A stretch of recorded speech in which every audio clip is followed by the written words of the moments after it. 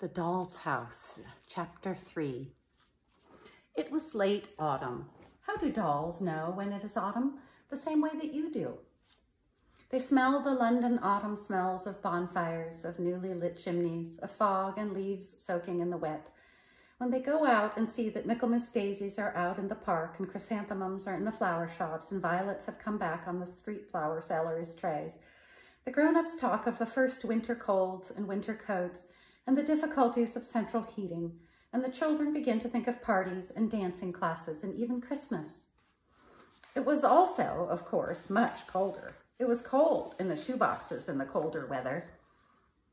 Their cardboard sides were thin and too low to keep out drafts, and Mr. Plantagenet began to suffer. He was a delicate little doll, and he looked quite drawn with cold.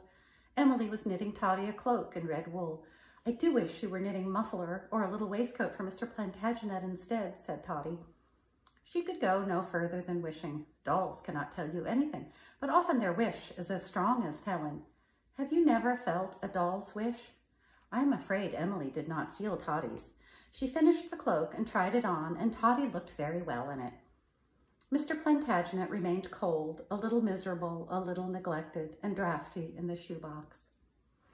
Then it happened in that very autumn that Emily and Charlotte's great-aunt died, the very great-aunt who had been the little girl of that great-great-aunt Laura who had owned the doll's house and gathered the shells at the seaside. Her relations and friends found a doll's house in the attic, an old doll's house on which the cream paint was dirtied and hung with cobwebs, but on which painted ivy could be seen.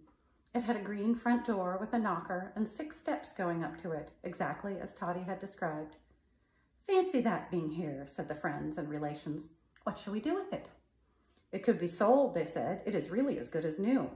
This was not quite true, for it was dusty and thick with dirt. The butler had gone quite to dust. The velvet of the sofa and chairs was rotten and ripped. The shells had come off the pictures in places, and the lace curtains were torn. "Still, it would fetch a good price," they said. "I don't think it ought to be sold," said one relation, who perhaps had more heart than the others. "It was played with by great-aunt, perhaps by her mother. Are there no little girls in the family who might like to play with it now?" There were 2 little girls. There were Emily and Charlotte.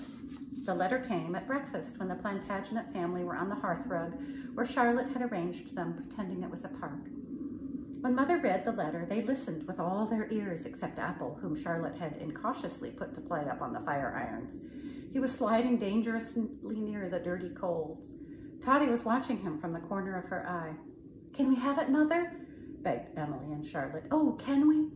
"Can we?" begged the Plantagenet family, except Apple.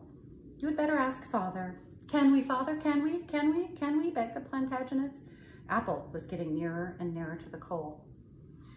"We had better take it," said Father, "and then we can advertise it in the newspapers and get 25 pounds. "Do we need 25 pounds? asked Mr. Plantagenet, but Toddy told him Father was only teasing. "Ought fathers to tease?" he asked wistfully. "Perhaps I am not a proper sort of father." He very much wanted to be a proper sort of everything. "A house," said Mr. Plantagenet, forgetting Father. "I suppose it is that house, Toddy?" "I should think it must be," said Toddy in her calm wood voice. "An old doll's house that belonged to great-great-aunt Laura. What else could it be?" That dream house?" said Mr. Plantagenet. "You didn't dream it. I told you of it," said Toddy, who was strictly truthful. She could see Mr. Plantagenet was getting into a state. "I can't believe it," said Mr. Plantagenet. I can't. "Yes, you can," said Toddy, "easily. Now, Father has said yes, it is going to happen." "No more shoebox," said Mr. Plantagenet with a catch in his voice. "And it has been awfully cold in those shoeboxes sometimes, hasn't it, Toddy?" "Yes, but that's all over now," said Toddy. "At least soon it will be over. Apple, Apple, take care." "That little doll is nearly in the coal," said Father, and he touched Apple with his foot. Charlotte picked him out of the fender just in time. "And Bertie will have her birdcage, and Apple will have his cot, and Darner his kennel. And you will be able to wish Emily and Charlotte to shut the front door when they have done playing with us, and I am sure they will," said Toddy, "and we shall live there happy ever after." "Yes, oh yes, said Mr. Plantagenet, and he said to himself, "No more shoeboxes, no more dark toy cupboards, no more dark at all. We shall have the little lamp, and even if they forget the candle with the lamp, it is easy to pretend that it is light. Red walls, whispered Mr. Plantagenet. Taps that really run if you fill the tank first. Wax roses in the vase, nicked blankets on the beds. His eyes looked as if they might break their glass. No doll can cry tears. They have to keep their tears in. But Mr. Plantagenet's eyes looked as if they held tears of joy. Did you know that people could cry for joy as well as sorrow?